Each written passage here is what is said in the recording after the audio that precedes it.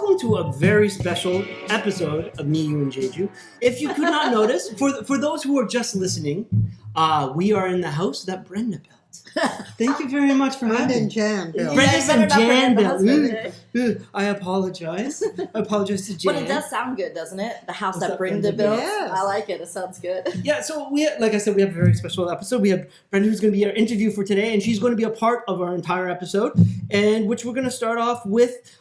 There's been some news that we can't ignore, which is the fact that there's a Chungwon Day, a Blue House petition going on right now concerning a ban on people collecting fisheries from the like shells and abalone from the Jeju seashore at night, and that because and they're going up and they're complaining about it. This ban that's $1 million won fine if you get caught collecting the seafood. Now, why is that good? Why are you in support of this ban? I'll start. Well, first of all, because it affects the Haenyeo's living on the island. I mean, this is how they make their money. This is how they support themselves and their family. And if people are secretly going out to collect on their shores, then yeah, I think that's a problem. I mean, that is their garden.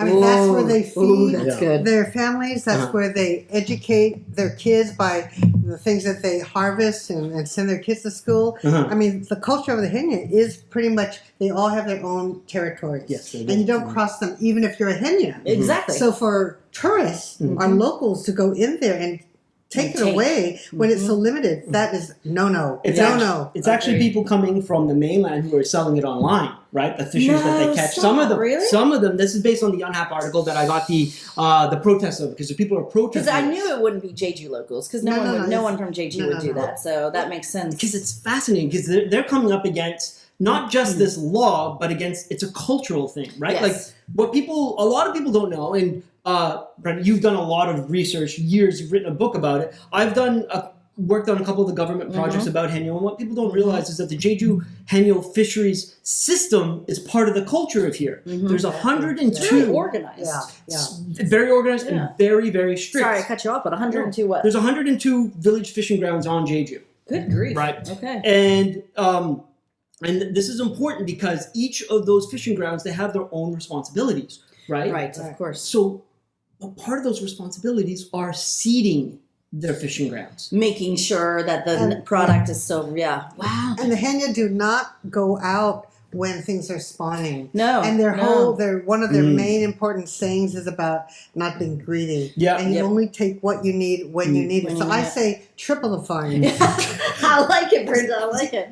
Well, let me ask you a question. So there's this fine. How are they going to be catching? Are they putting in the hands of the Haenyeo to report people, or are people, investigators coming along the shore? I mean, I'm assuming it's like a about bylaw thing, right? Like it's not a criminal offense, so they would have to have the officers walk on the streets or whatever. And just but catch it is a threat, right? Okay. It's a threat enough that about 3,000 people have signed this petition against the bill. And the way that the petition goes, it has a line that says there's a certain group tries to control the public oceans as if they own them.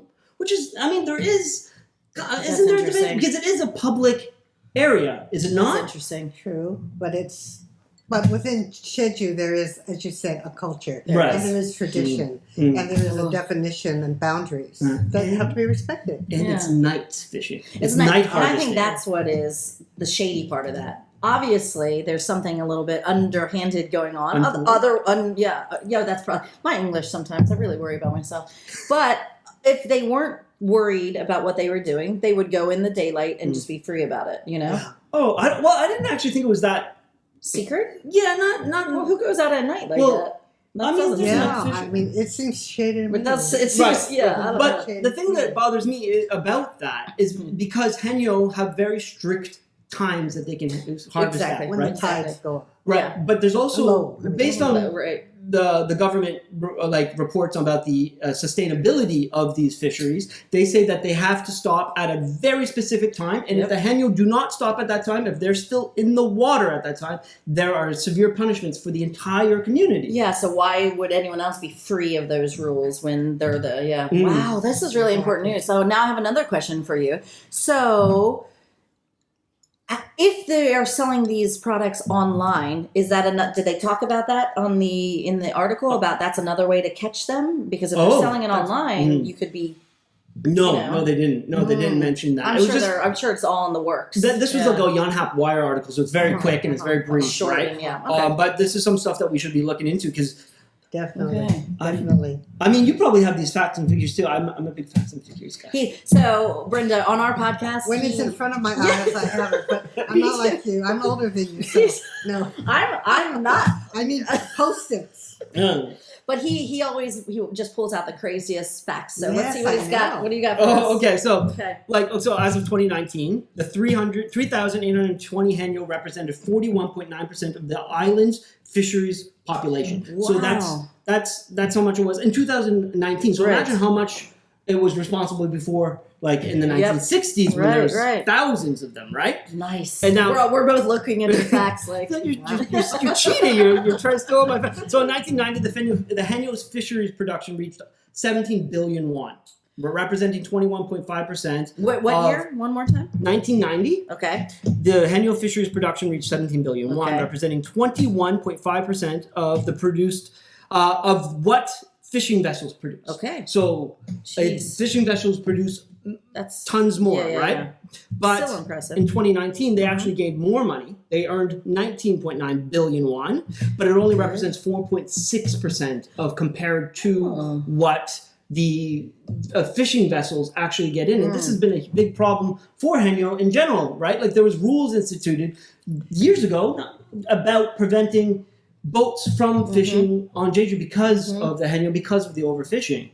Now, we're coming up to the problem now, as you know, as everyone knows, is that the Haenyeo are depleting. Yes. Now, I'm curious to know, Brenda, what do you think that the government or what should be done for Haenyeo? This is a controversial issue, I actually think. I do too, because it's been long discussed. Yeah. Well, I mean, they are, a dying generation. I think people say, are there going to be more? And I usually say, not really. That there are some people trying to become Haenyeo, but they're the exception than the rule.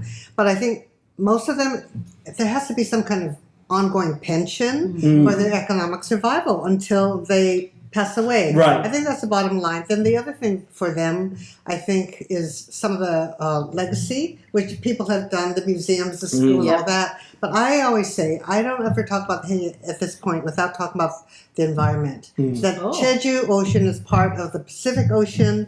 Pacific Ocean is part of planet Earth, and it's the dirtiest, most polluted ocean of all the oceans. And the great garbage patches between California and Hawaii. And now the threat of Fukushima wastewater coming that's going to ruin the fisheries and pollute waters in Japan and Korea. That to me is just really a problem. But I think the main thing the government is trying to do, which they have been doing, is give them some kinds of economic support. Supplemental income. And I think the bottom line for them is really economic. And then maybe something like extra money so that they can continue to support their kids going to school. Exactly. The reason they're diving and risking their lives is for their families' education. But the other thing I wanted to just add is that when people think about the Haenyeo, because as you know, there's so much international attention about them. Yeah. Wow, these women, they're so rare. They're really, and especially in the last few years. Yeah, and they just don't realize that for them, it's a job. Thank you. It's economic survival. Yes. So that's the bottom line. I try to explain this to people because people treat them like they're exotic animals,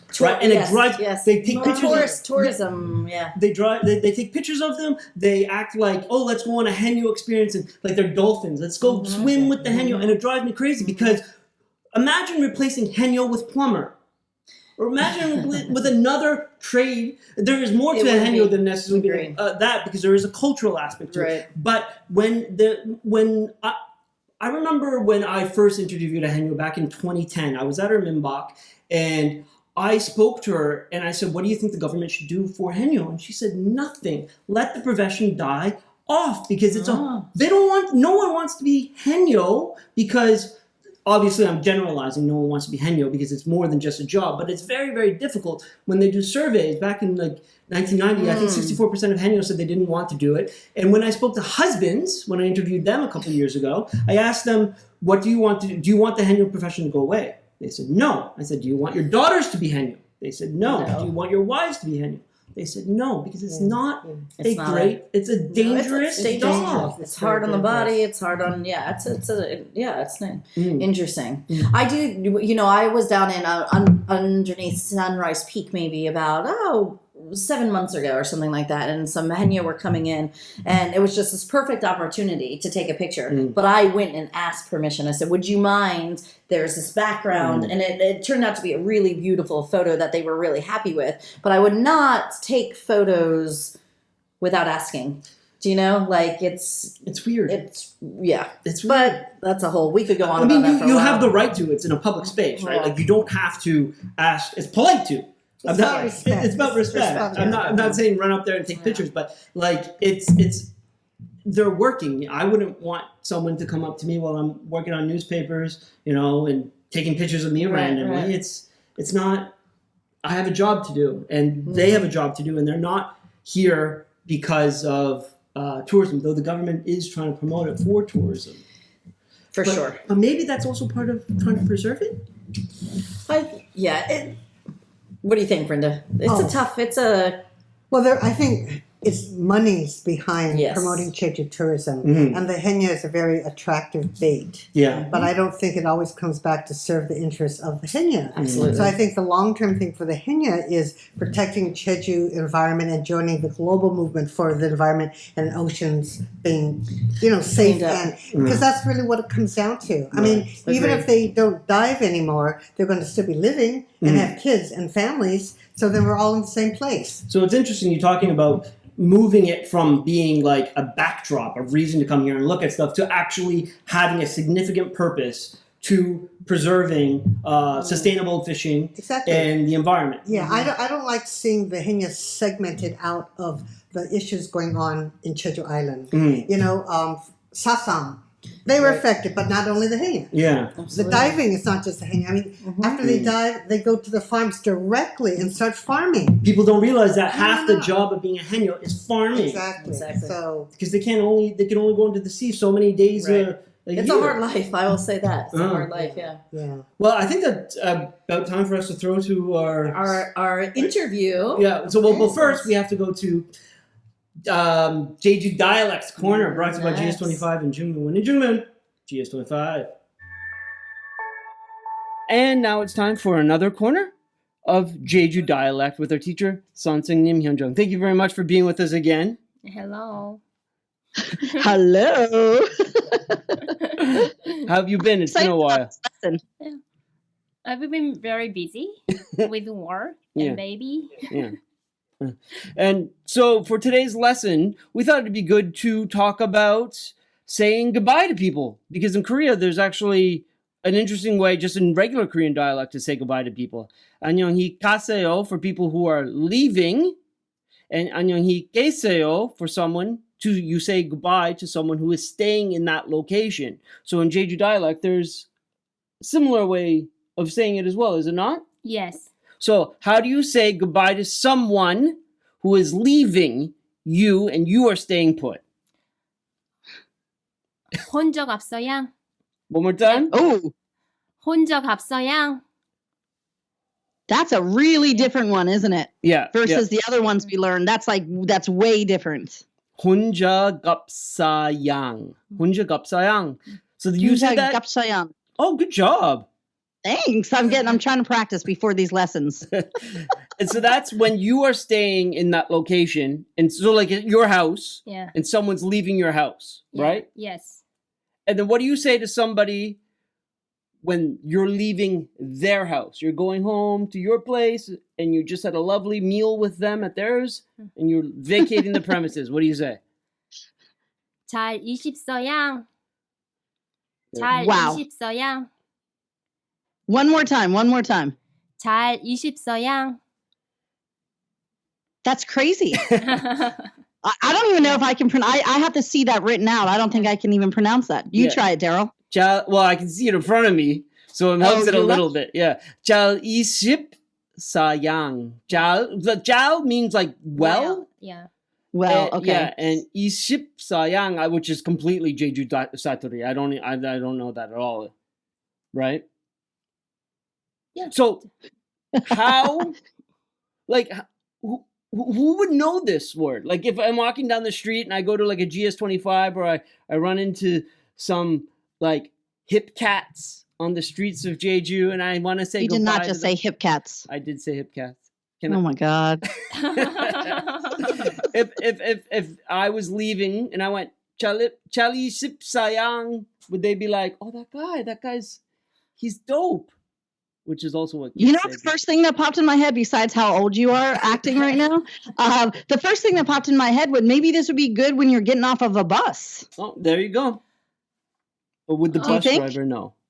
Oh, maybe. Or there's Maybe. Yeah. But this is this old Jeju dialect. So like actually like my age, we don't use it anymore. Right. So but like my parents' age, like grandmothers and grandfathers still use it. I their think getting friends. off the bus, if it's an older person, or I definitely think when you're leaving a restaurant that's like your favorite mom and pop joint on Jeju, that would be, you'd be impressing some people if you did that. Yeah. Or like at the 5-day market, as we always say, right? Yeah. Always the 5-day market. 5-day market. But why is it not used so much anymore? Like you know like languages are now like dying. Like small words are like disappearing nowadays because of like globalization, right? Mm-hmm. Maybe that's why. Yeah. Well, Jeju dialect itself is under attack. Like it keeps diminishing. I haven't figured out the percentage of people who still use it, but I've seen that it's diminishing all the time. So this is just another example of the dialect disappearing, I guess. Yeah. Which is partially why we're doing these lessons. Yeah. Well, thank you, teacher. Yeah, thank you very much. My pleasure. Yeah, and since which one do I use? Since I am leaving and you are going, 선생님, I will say Chali ship sayang. No. I did that bad. No, you should say 혼자 갑사야. Oh, 혼자 갑사양. I can say that one better. 선생님, 혼자 갑사양. 잘 있었어요? Oh, that's great. I'm going to say ciao. Yeah. Or just nod politely. See ya. And that's been another segment of Jeju Dialect Corner. And until next time, I don't actually have an ending for this. Until next time, keep speaking Jeju dialects. I like that one. Good. Keep practicing, people. Keep practicing. Keep practicing. Now we have a very special interview with Brenda Paik Sunoo of the house that Jan and Brenda built, which is where we are very fortunate to be here today. So lucky. Thank you so much for having us here. It is, and by the way, for those of you watching, those of you listening, I will be taking pictures and throwing it up on our Instagram. It is a beautiful stone house. And which you can follow us up, you and Jeju at Instagram. Way to plug that. And other stuff. Yeah. All So right. now for those who are unaware, Brenda, you are a third generation Korean American from Los Angeles, California, who's worked as a reporter in both the States and Korea and is an author of 4 or 5 books, because I've seen some say 4. Your Wikipedia, which is awesome, says 5, including 2 specifically centered on Jeju Island. Thank you for being with us. Thank you. Welcome. So happy to be here. We're so happy. We got a little lost trying to find this cute little house tucked in the village, but it's really nice. This is an old village. Yeah. Yeah, it was, I think, untouched, really. It used to be one extended family that lived in a lot of it. Really? But it's unusual because there's no pensions allowed or cafes in this little niche. Oh, really? Yeah, so there's only about 12 houses, but, there's... You're not allowed to... Yeah, it's really nice. Hey, isn't that nice? One whose address will remain anonymous that I noticed they do use it as a little... They're trying to get the sneak in. That's, you know what, I must say, I really appreciate that you have found a little place that is untouched, because one of my biggest complaints is how much Jeju is growing. We did an episode about 2 episodes ago about how many cafes there are all on this island, and I really dislike it. It's my biggest complaint about Jeju. I think it's absolutely ridiculous that we're turning everything into one big cafe. Yeah. I mean, I could talk about this for hours, but that's not why we're here. I just think I appreciate that this is your little nook in Jeju. Our little piece of heaven. Yeah, it's wonderful. So I've met a lot of people on the island since I moved back here in like 2019. And a lot of people I meet, when I talk to them about my interest in the island, they go, oh, have you met Brenda? And I've never met you before. Oh, please. And it's true. It's true. A lot of people come in, oh, have you met Brenda? Because you should talk to her about this. You should talk to her about this. Now, the reason why I bring this up is because the things that I was talking about was history, shamanism, sasam, Haenyeo, things that you were also very interested in. So my question is, what is it about Jeju and these aspects of the culture that made you want to relocate here? And two, why do you seem to feel so at home on the island? Okay, you may have to repeat all those 3 questions because I am older than you guys. Okay, I will say on air, I'm 73 by Western age, but by Korean age, I'm 74. So the reason that I really so what I'm trying to say is that I've traveled over the course of my marriage with Jan, 50 years, many, many countries, probably over 40. So I've been fortunate to travel and have done it since I was younger. And you find that you could go to different countries, but certain places just resonate more with you emotionally. So maybe it's age too. I don't know. But Jeju comes together for me because I love the ocean. I love seafood. I love the background of the shamanism, the history of the oppression and sasam and all of that. I connect to that. I connect to wanting 4 seasons because I grew up in Los Angeles. No 4 seasons at all. Christmas with shorts on and 6 sandals. I take that. Yeah. So it's a confluence of many things. That's perfect. And then as far as living here now, I think it's a perfect place for people who are elderly. I don't like to call myself elderly. No, you certainly don't. Active seniors because before when I was young, Confucianism. But the thing about the respect for the elders is still something that's here. Right. And I love that because I go around with my gray hair trying to start a trend and people, nod or they want to help you. The little girls boys I meet on the street, they go, "Annyeonghaseyo." Yeah. I love the civility and the kindness. And that really suits me and Jan at our age right now. That's a great answer. Was there a moment when you were like, I have to live here? This is like, was there a eureka moment when you were like, Jeju is where I have to be? This is it. I'm putting roots down. There was a point at which, that happened, but there was a prelude to it. So it wasn't just this instant epiphany. Okay. And if I go back to the tracing from the origins of my relationship with Jeju, it's kind of not so surprising, but at the point that it was like an epiphany was, I think, after I had been here a few times and we went to the Haenyeo, and then I had friends here, local friends. Then I decided, I really like this. So then we were starting to go back and forth to our house in California. But then the more immersed I got, the more friends, the more time and energy we put into it. And the people I met, the more I understood the history and the culture for a lot of things. Then we decided, This is it. Let's build a house. Okay. Brenda, when was the first time you set foot on Jeju? Do you remember the year? Oh, that was in the 80s. 80s, okay. Yeah, late 80s. And then that is the time period where you were bouncing back and forth. You were doing... No? I started back and forth later. The first time I came here was in the 80s with my aunt and cousin, and that's the first time I saw the Haenyeo. But at that time, that was before I was a journalist or photojournalist. Okay. So I think it just went into my subconscious. Yes. But it made an impression, a visceral impression that was later to surface and come up like air, like sumbisori.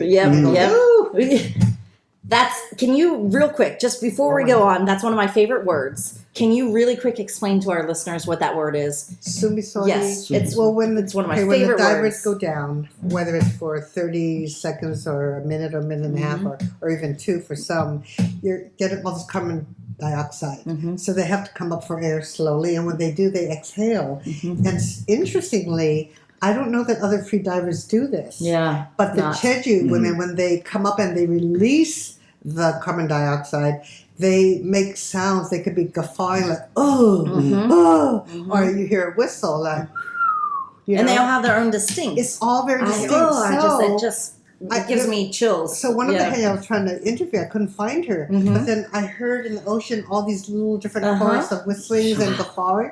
And so I found her.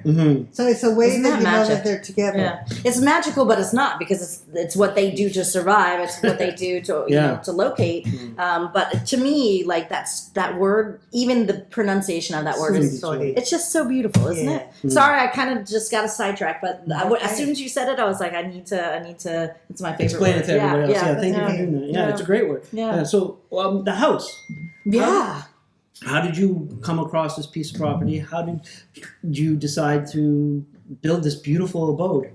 Well, one of the things that I really is iconic for me is when you come into Jeju from the plane, or when you're just going around, you see green, orange, and blue. And these are all the dolchi, what we call stone houses. Yes. And these are all old ones. And then you see the white, on the top, and they look like cake frosting. Yep. It really does look like cake frosting. Yeah, that to me is so iconic. And, I was born and raised in the United States, so if we're coming here and we're going to build a house, for me, it's all about cultural preservation. Why would I want to build a Western-style house here and replicate California here? I don't want to do that. No. So I wanted to, especially as the Korean American, I didn't want to do that. I wanted to show that I really respected the culture, and I love these stone houses anyway. Fantastic. So that was kind of my prototype. So there were a lot of different cafes and owners we met who gave us kind of ideas. And so I went in search to find an old dolce. Okay. But in many villages, it's very hard to inherit because you're not part of the family. Right. So those that kind of popped up, besides the ones that are being bought up on the shores, as cafes and pensions, are few and far between. We were very, very lucky in 2015. I had a friend look in the newspaper. It kind of popped up. I called, let's go. Go. And I was advised actually not to use a realtor, but if you don't, well, how are you going to find it? Yeah, so we especially did. as a non-Jeju native. So we made an appointment. We only had a very short window of time to decide it. It was really detritus. It looked horrible. I can't imagine. But I love the cow stall. Yeah. And it was jam-like the fact that it was a little bit on the hill. Yeah. There were no cafes or pensions allowed. Yep. So we said, okay, we'll buy it. Let's just do it. And we bought it with the intention that we were going to renovate what was then an Ankuri and Pakuri, which is the Jeju 2 houses. Yeah. Right. But it turned out one was really cinder block. We knocked it down. Okay. But then we thought we were going to renovate this. We had to knock it all down because everything was rotting. Right. And voila. And then it is. And so you were telling us the original pieces now is the outside wall of the cow stall, which I will put pictures up on the Instagram. It's really cool because now it's your little haven. So that wall and then the wall to the outside of the house is original. No. So the cow stall it's the wall and the structure. Okay. But they did have to raise the roof a bit. Right. Okay. And then one of the 2 walls in this house that we built, that's also original. Okay. When did you realize it would be a book, though?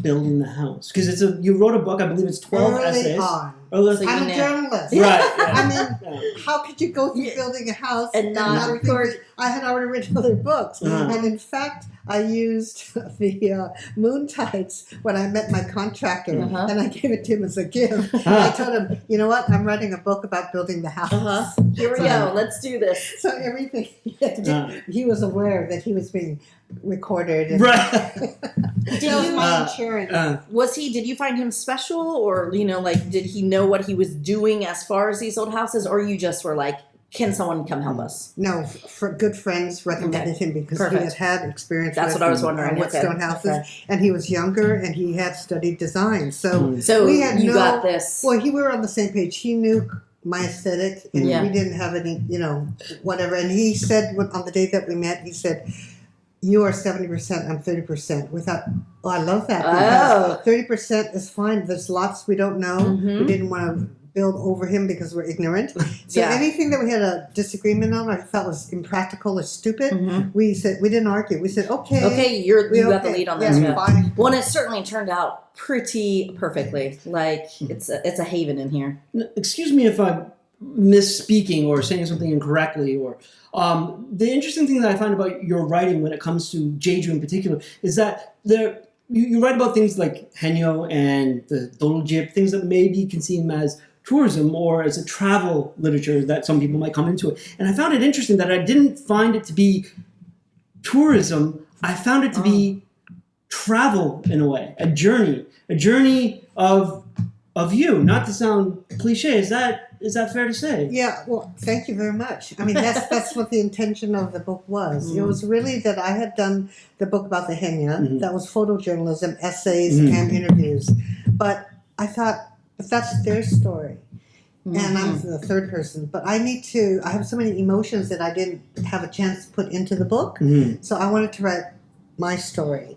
And so that Stonehouse book is the story and memoir of my life Your here. journey, yeah. What was the most difficult part about writing that book?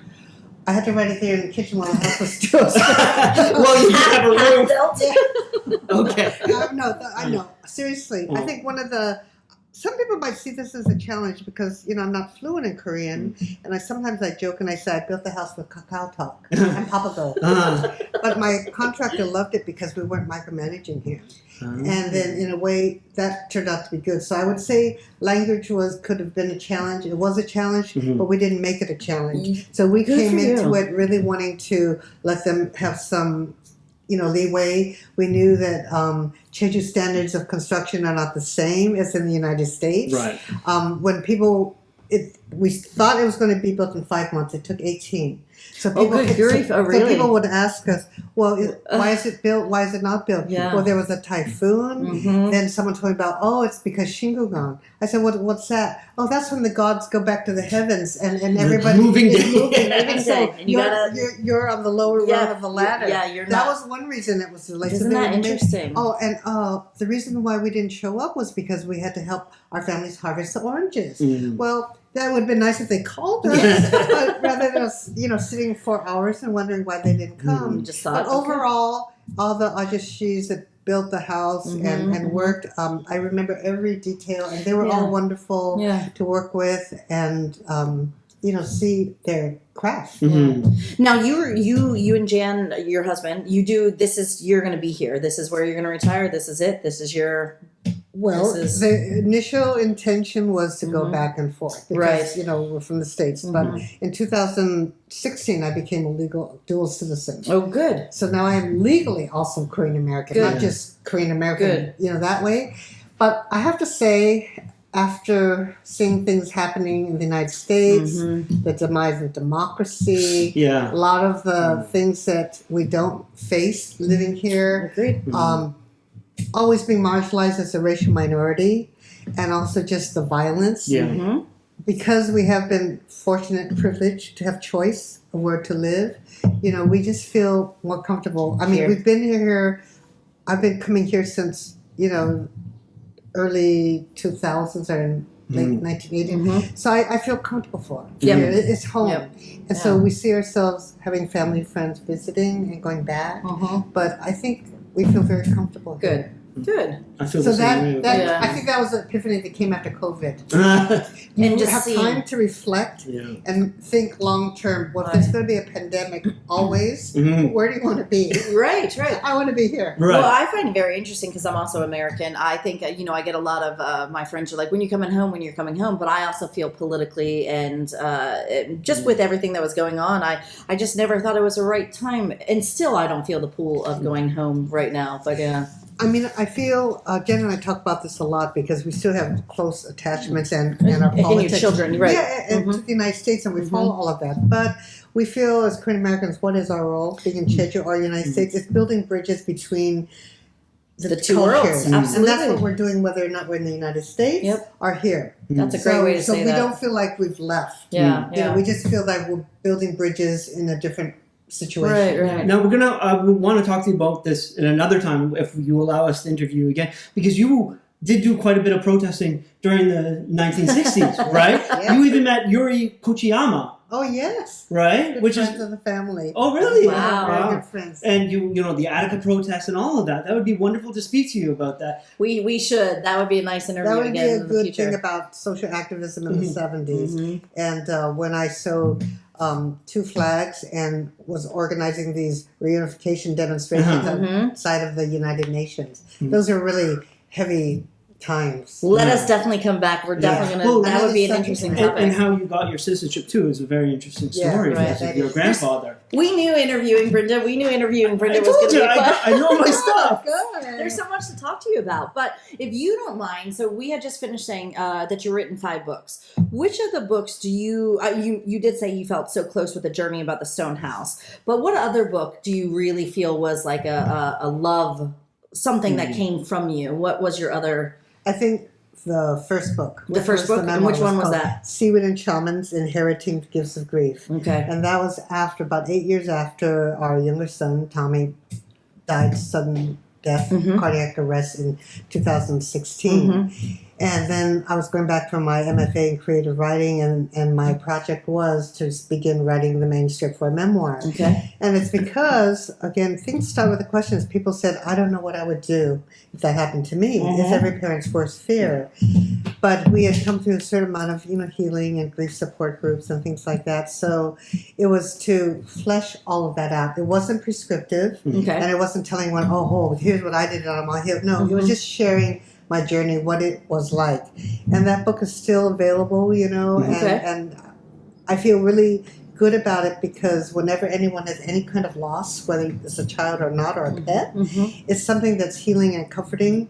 And that kind of began the trajectory of all my projects, which I think come down to same themes, which is all about comfort, community, and compassion. Yeah, yeah. And a lot of your books have a healing throughout it. Yeah. For instance, this is not your most recent book, but the Sewol it's not your most recent. You had written it is your most recent. Okay, apologies. So let's talk about that a little bit. Sewol is an incident for those of you that are not familiar. It was a ferry. Sewol is the name of the ferry. It was a ferry coming from Seoul to Jeju. It was a very common route, and there used to be school trips, and students would come, and they would come to Jeju for their school trip. It was a big thing. And now most students did it. Now not so much, and unfortunately, this ferry sank, taking with it tragedy. 304 students, along with others, not to discount. But so, Brenda, you wrote a book of healing about this that I read that was really beautiful. Yeah, thank you.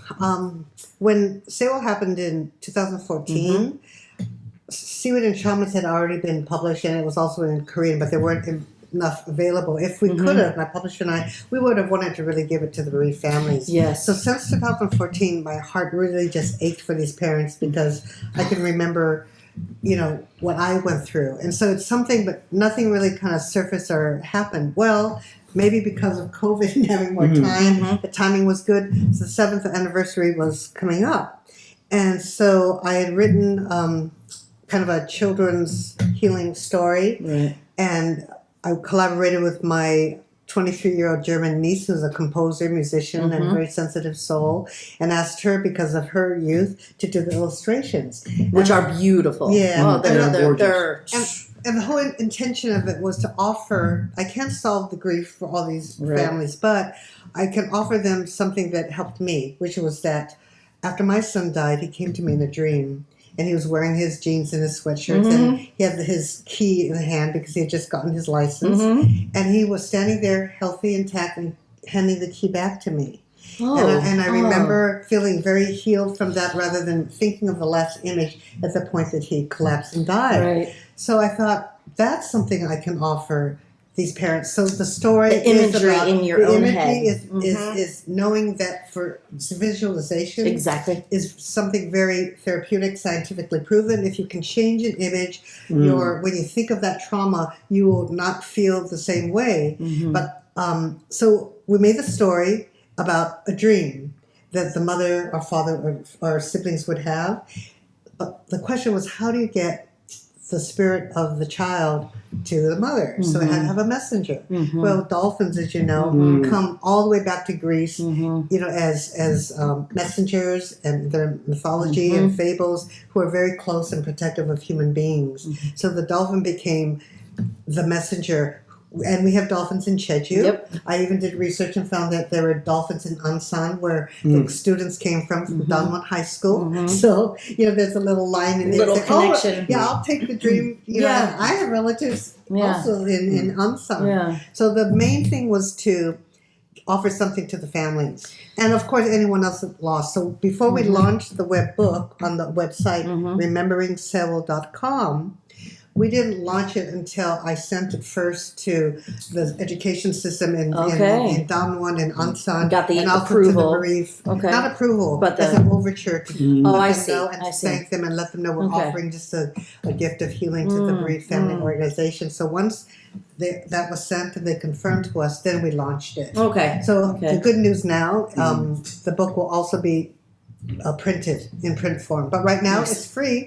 On the webbook you can do a PDF. It's called Remembering Sewol. Oh, that's great that it is free. It is free right now, and I thought that For was we'll talk about two things. I thought that was interesting. It could be printed out, and one of your intentions was that if teachers wanted to use it, they could be using it in their classrooms, and I thought that was interesting. But I will tell you, I'm really looking forward to getting a hard copy because the illustrations really are something special. She did a great job. She did an awesome I hope job. you pass it I on mean, to her.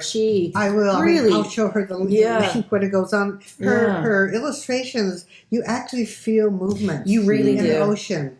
I mean, that's the power of using someone who's young and fresh. Now, I mean, I couldn't draw. Right. Now, Brenda, are you going to print that in English and Hangul? Because on the web, it's both. So you'll offer both. That would be wonderful. I'm really looking forward to getting that. Hopefully by the fall. Yeah. Okay. We'll make sure to push that out, advertise when when that actually comes to fruition. Now, also, there's something else that's going on with your work, which is the webtoon. Oh yeah, this is so. I love this. For those out there who become writers or whatever, or you just you can't get too attached to what you expect the outcome. Once you've finished with it, it goes out into the world. You don't know what's going to happen. You never know. They'll hate it, they'll love it. You don't know what. So when I did the Stonehouse book, I really thought it was kind of like a footnote to other books that I did. And I'm just going to document it.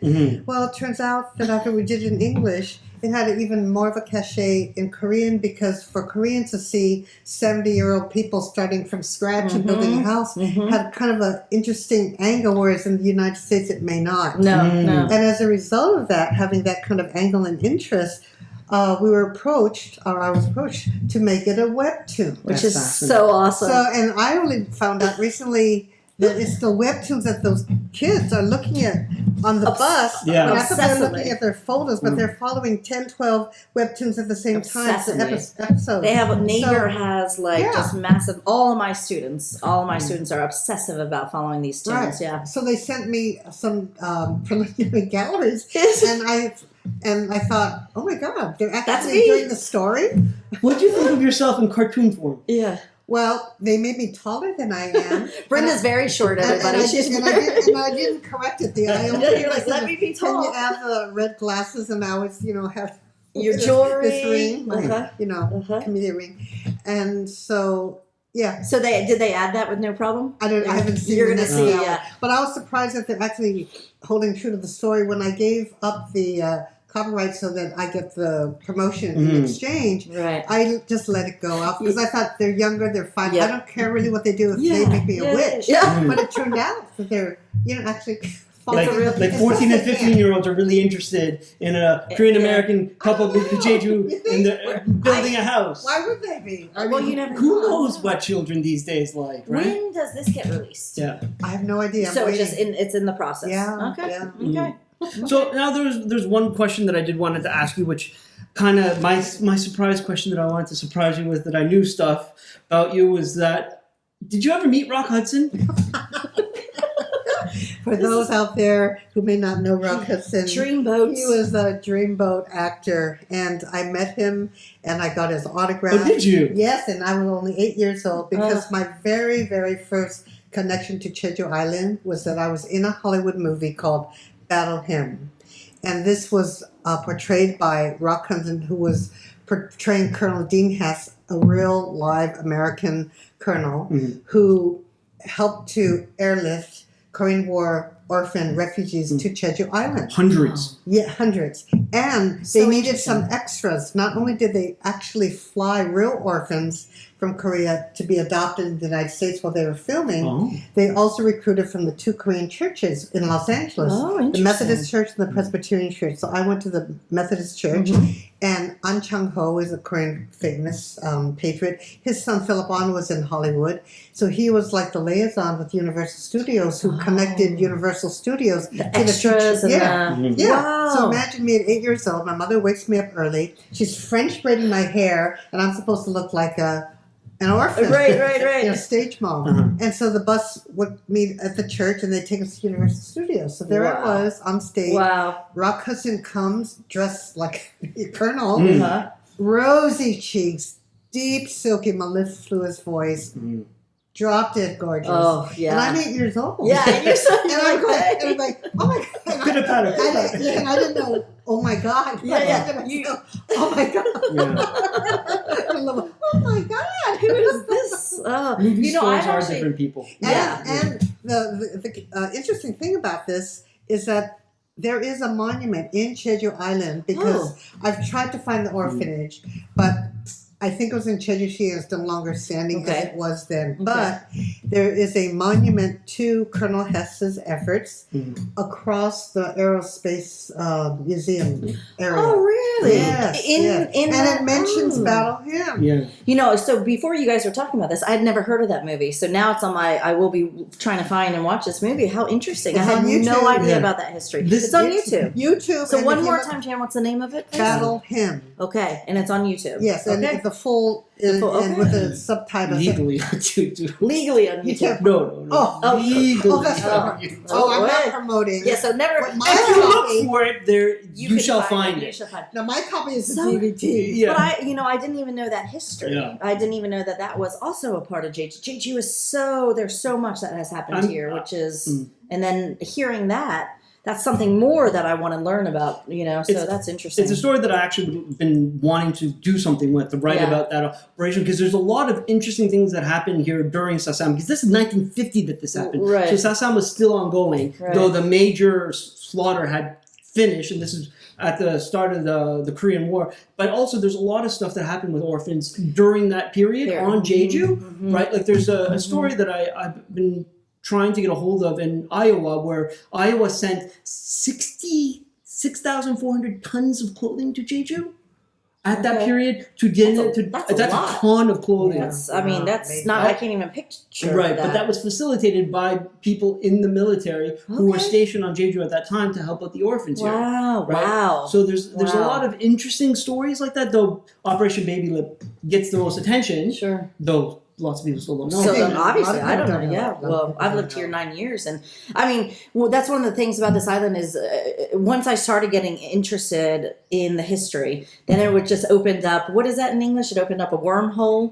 Something. or Pandora's box. Pandora's box. That's even better, Brenda. Both those things are bad things, aren't they? Well, no, but I Well, mean, there are a lot of that's the thing about Jeju. It's this paradox of when tourists come in, they see the beauty, the serenity, but the reason it's so emotional is because of the history. absolutely. I think that's one of the reasons when Darryl asked me to do the podcast. At first, I was like, and then we talked about it more. And one of the things that really, for the foreigners that are living on this island, I just really could not express enough that people learn about the land that they're living in. And so that's something that I was attracted to doing the podcast for, so that we could do these bits and have these interviews where we could be educational, and it's in English, obviously, that we could be educating, the fellow expats that are here. Because if you're going to live here, if you're choosing to live here, take some time and find out a little bit about the history. And there's so many opportunities now. The 4-3 Peace Museum is beautiful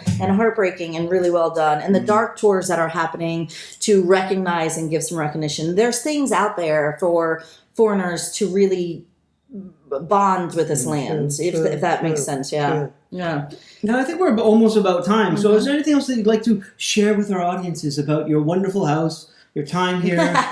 Hope for Jeju. 30 seconds, your hope There for you Jeju. go. That's a great question. Yeah, I would love to see more consciousness about the environment and the oceans. When you walk the coastal waters and you see all the pollution, I have said and floated this out, I don't know what's involved, but I think, why can't there be more centralized campaigns for all the levels of school to clean up the environment. We can do it in a way that's safe. We can do it in a way that's social distancing. But I think that it has to be a lot more collective attention and focus on the ocean. And I think it needs to come from the top down. Yeah, from the top down. Yeah. And from the top all the way to all the different, departments that will gather and organize people. Right. I mean, the ocean, without the ocean, we're not here. Agree. Brenda, that's so Period. interesting. I'm so glad we're talking to you now because our last episode, we interviewed the founder and the CEO of Jeju Island.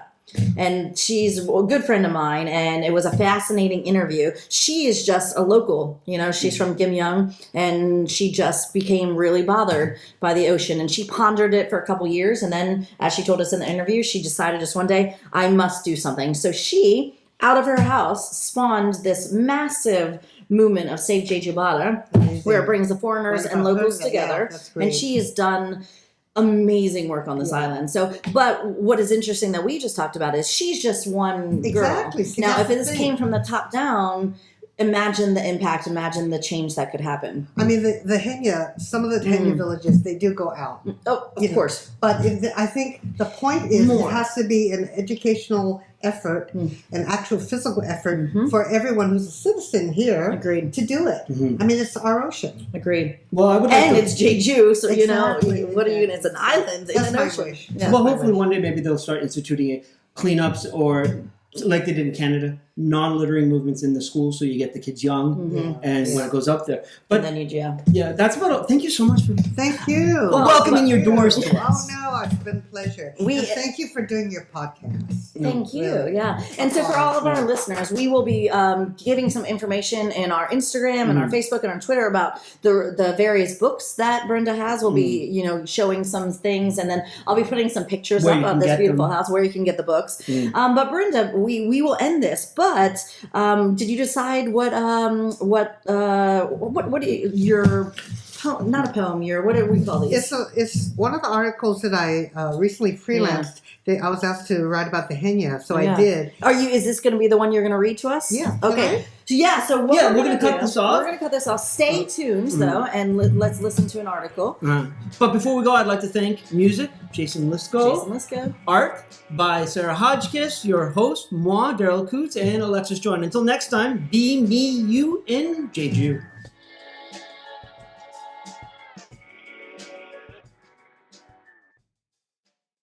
Jeju Island Haenyeo longtime environmentalist. Pak Eun-suk's lungs began to burn.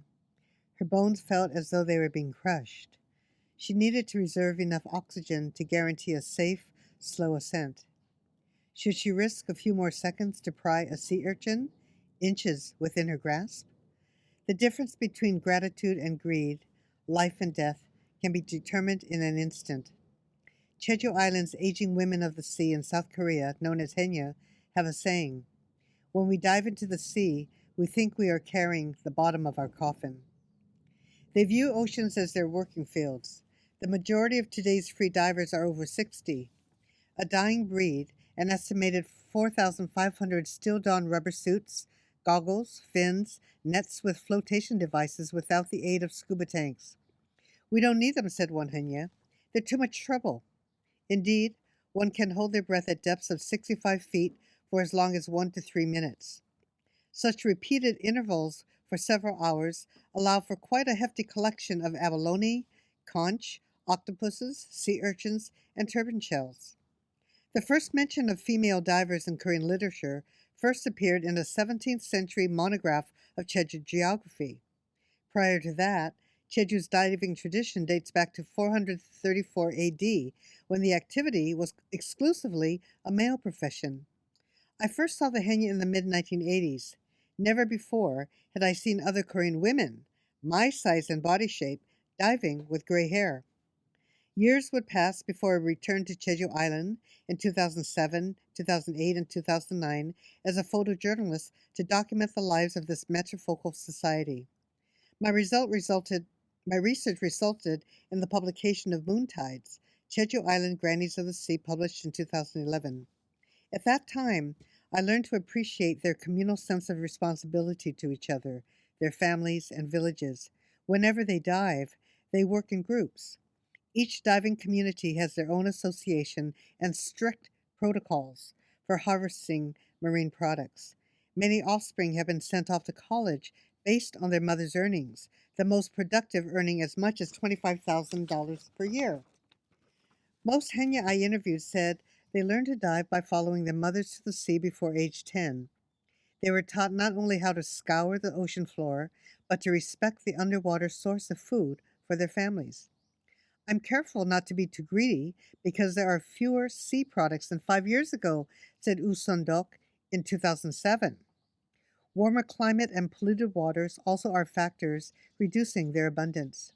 Safety is a predominant concern. During the springtime, the Haenyeo attend charismatic shaman rites to pray for their protection and successful harvests.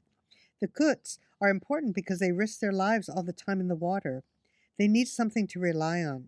The Cootes give them security and make them feel at ease, said Jeju shaman Sosunshil. Nearly 15 years later, I've acquired a deeper appreciation for these sea stewards. Jeju Haenyeo have always been inseparable from the global human chain of planet Earth environmentalists. This windy island of nearly 700,000 inhabitants is part of the Pacific Ocean, the most polluted of all 5 oceans. An estimated 2 trillion pieces of plastic are floating underwater, often being mistaken and eaten by sea turtles and other fish. Dead zones are increasing. Halfway between California and Hawaii is the Great Pacific Garbage Patch. Jeju Island shares the burden of these crises. As part of their civic responsibility, younger Haenyeo regularly dive into the sea to extract garbage, plastics, fishing nets, bottles, cans, oyster traps, styrofoam, and other human litter. Tourism, overdevelopment, a naval base, and plans for a second airport also threaten their survival. In pre-COVID years, Sewol, Jeju consistently ranked as the world's busiest air route, with an average of nearly 200 flights per day. Unfazed by the attention of tourists and the media for their prowess, Haenyeo view themselves simply as ordinary workers. Their propitious legacy is best summed up by oceanographer Sylvia A. Earle. If we fail to take care of the ocean, nothing else matters. No ocean, no us. We need to protect the ocean the same way we protect the land. The ocean is the galaxy of life.